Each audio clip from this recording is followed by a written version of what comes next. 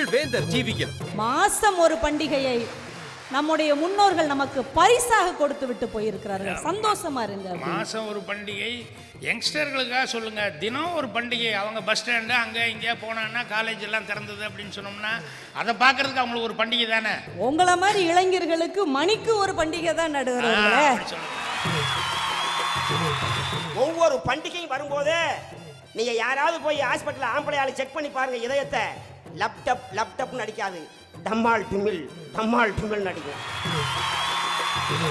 நான் ஒரு அண்ணன் கிட்ட போய் கேட்டேன் ரோஷமா, என்ன அப்படி தள்ளாடுற, வீட்டில் பிள்ளைங்க எல்லாம் பசியோட காத்துட்டு இருப்பாங்கன்னு. எனக்கு அந்த அண்ணன் சொல்றாங்க பாரு, பாப்பா ஒன்றும் தெரியாம பேசாது, நான் தள்ளாடுறதுனால தான் இந்த கவர்மெண்ட்டே ஸ்டடியா நிக்குதுன்ற.